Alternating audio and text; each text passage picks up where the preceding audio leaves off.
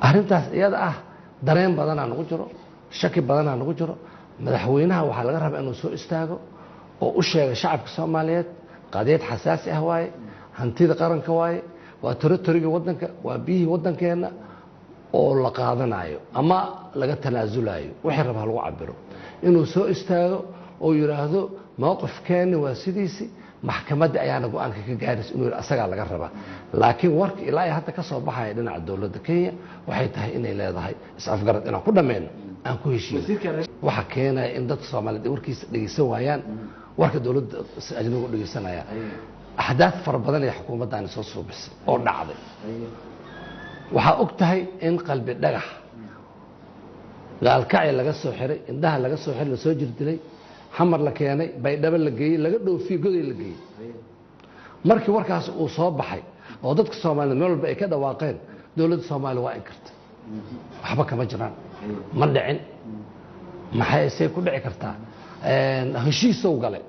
asaga heshiis waana u socotay dawladda asaa rabitaankiisa ku baxay warar tiro badan ay noo sheegtay oo dawladda ay soo sheegtay ilaa dawladda Kenya ee dawladda Ethiopia ay si cad u tiri waxaan uga mahadcelinayaa dawladda Soomaaliya inay soo gacan galisay ninkaas oo maartay gargaarkiisa ah markii aan arkay dawladda Soomaaliyeed habka ay ila dhaqantay qaabka ay u shaqaysay gaalkacyaal laga qabtay saddex habeen baa lagu hayay si fool xun oo ihaana ah la ila dhaqmay waa laga soo qaaday muqdisho la keenay waxa la ila dhaqmay si fool xun oo ihaana ah la ila dhaqday markii aan arkay iyadoo intii la gardo duubay oo indhaha la iga xidhay anoo cagacad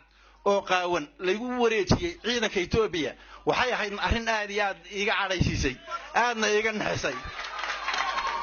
markii aan arkay in mar kaleeto airport ku yaala magaalooyinka Soomaaliyeed aan qiyaasaya in uu ahaa darafka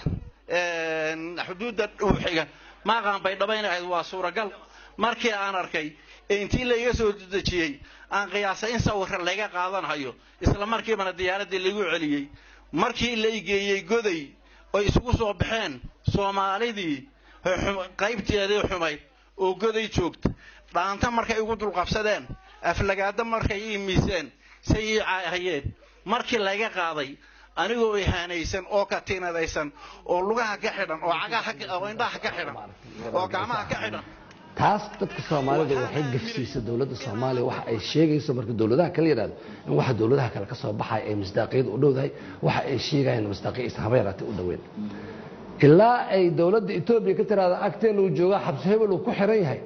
dawladda Soomaaliya waa inkiraysay markii dambana waxay keentay inay golihii wasiirada kulmisay tiraahdo soo saara sharci ama go'aan oo leedihiin oo NLF jabhadii intaasoo sano dadkeena ku soo dhamaan xoolaha ku soo dhamaan ay tiraahdo waa jabhad argagixisa ah ilaa yoomina hada go'aankeeda kama aynan noqon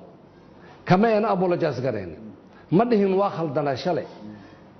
dawladda ay u gacan gelisay ninka asoo mucaazaz oo mukarramay soo daysay markaasay waliba jabhadda uu ka tirsanaana intay ictiraaftay maanta wadanka ku dhex shaqaynayaan ilaa iyo haddana xataa ma laha waa gafnay hana la cafiyo dadka Soomaaliyeed marka tan badda haddaan u soo noqdo waxaan sugaynaa maalmaha soo socdo in golaha wasiirada inta la fadhiisiyo oo la yiraahdo go'aan golaha wasiirada waa in dekada baarlamaan laga soo celiyo maxkamadda maaragtay kiiska badda oo wada lagu dhameeyo shakigaas ay qabaan dadku maxaa dhacay hore u soo dhacday wixii shalay aan soo aragno wax u eega maanta aan u jeednaa haddaynan dhicin madaxweynaha marka ugu horeysa wadanka soo galo hadduu yimid nawaab yimid oo san public la hadlin shacabka la hadlin uunan dejin arrintaasi ma jirto xuquuqdeena dadka Soomaalida ay leedahay ayaga iska leh si oo fair ah maxkamadda haday ka soo xukuntana dawladda Kenya waa dawlad walaalo dariskeena waa wada hadli karnaa wax kasta ka hadli karnaa laakiin in dacwada la soo celiyo in lagu bareeshar gareeyo madaxweynaha asagana dhibaatooyin ama khilaafaad siyaasi oo gudaha ka jira darteed hantida qaranka iyo dhulka iyo badda Soomaaliya inuu u tanaasulo inuu ku kalifina rabla maxaa dhacay arrintaas waxay noqon kartaa arrin taariikhi ah oo aan weligiis ka harin Soomaaliland aan ka harin waxaan rabnaa badda Soomaaliya si fair ah oo cadaalad ah dawladda walaalaheena inay maxkamadaas noogu xukunto markay noo xukuntana si wanaagsan aan uga wada